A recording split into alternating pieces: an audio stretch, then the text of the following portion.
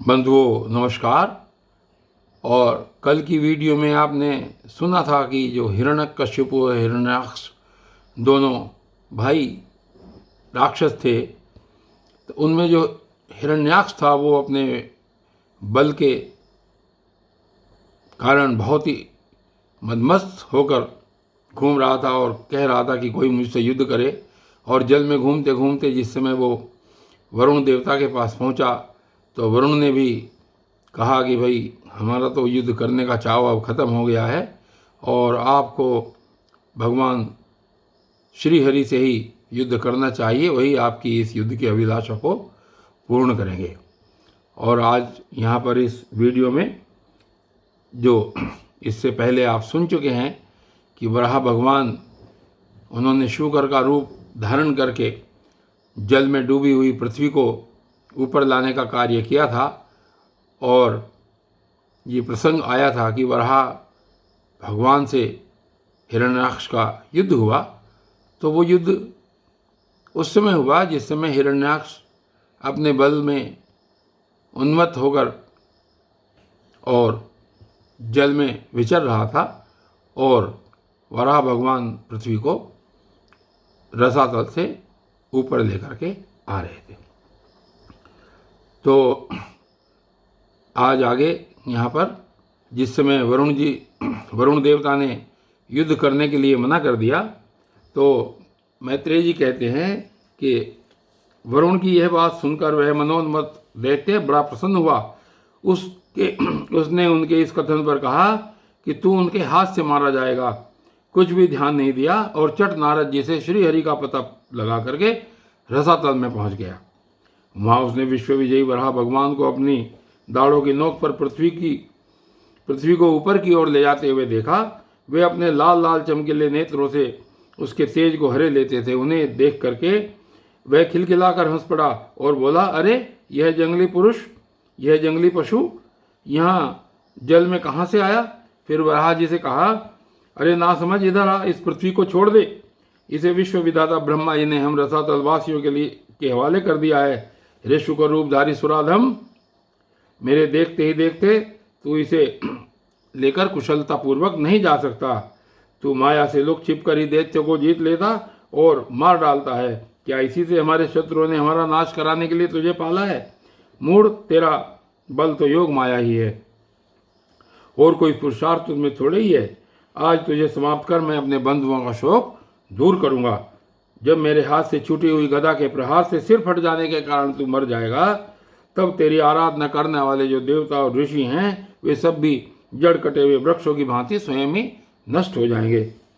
हिरण्याक्ष भगवान को दुर्वचन बाणों से छेदे जा रहा था, परंतु दांत की नोक पर स्थित पृथ्वी को भयभीत देखकर वह चोट सहली उन्होंने तथा जल से उसी प्रकार बाहर निकल आए जैसे ग्राह की चोट खाकर हथिनी सहित गजराज बाहर आ जाता है। जब उसकी चुनौती का कोई उत्तर न देकर वे जल से बाहर आने लगे, तब ग्राह जैसे गज का पीछा करता है, उसी प्रकार पीले केश और तीखी दाढ़ वाले उस दैत्य ने उनका पीछा किया तथा वज्र के समान कड़क कर वह कहने लगा, तुझे भागने में लज्जा नहीं आती? सच है, असत पुरुषों के लिए कौन सा काम न करने योग्य है। भगवान ने पृथ्वी को ले जाकर जल के ऊपर व्यवहार योग्य स्थान में स्थित कर दिया और उसमें अपनी आधार शक्ति का संचार किया। उस समय हिरण्याक्ष के सामने ही ब्रह्मा जी ने उनकी स्तुति की और देवताओं ने फूल बरसाए।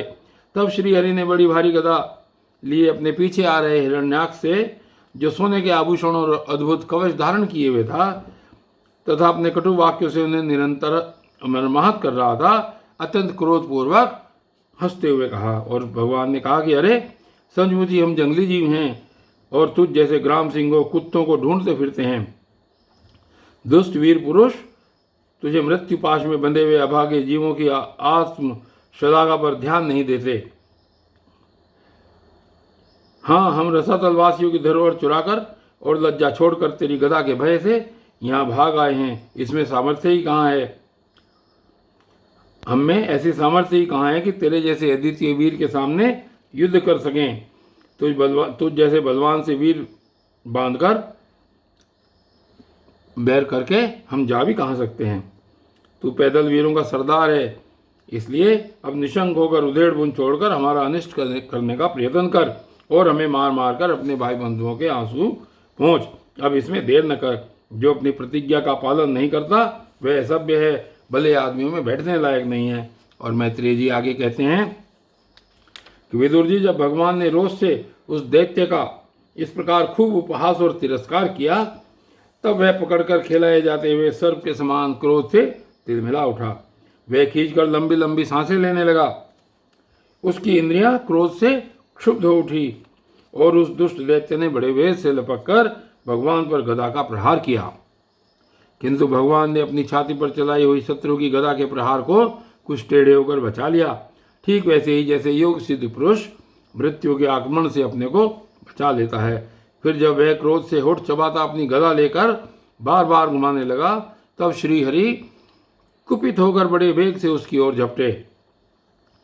सौम्य स्वभाव विदुर जी, तब प्रभु ने शत्रु की दाईं भौं पर गदा की चोट की, किंतु गदा युद्ध में कुशल हिरण्याक्ष ने उसे बीच में ही अपनी गदा पर ले लिया। इस प्रकार श्रीहरि और हिरण्याक्ष एक दूसरे को जीतने की इच्छा से अत्यंत क्रुद्ध होकर आपस में भारी गदाओं से प्रहार करने लगे। उस समय उन दोनों में ही जीतने की होड़ लग गई। दोनों के अंग गदाओं की चोटों से घायल हो गए थे।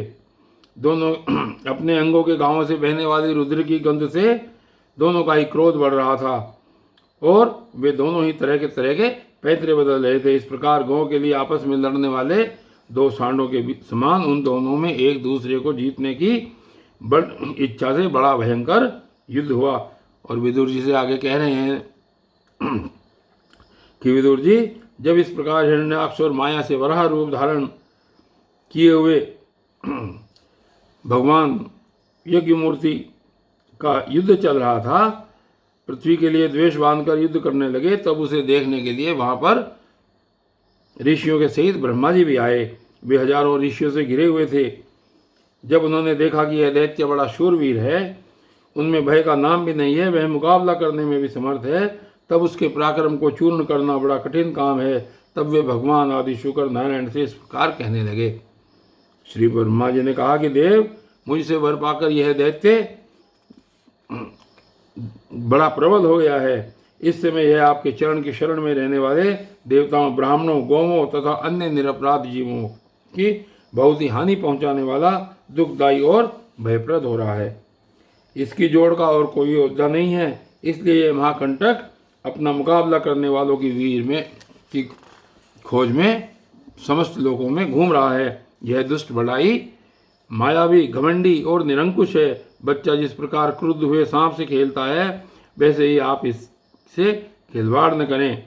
देव अच्युत, जब तक यह दारुण दैत्य अपनी बल वृद्धि की वेला को पाकर प्रबल हो, उससे पहले पहले आप अपनी योग माया को स्वीकार करके इस पापी को मार डालिए।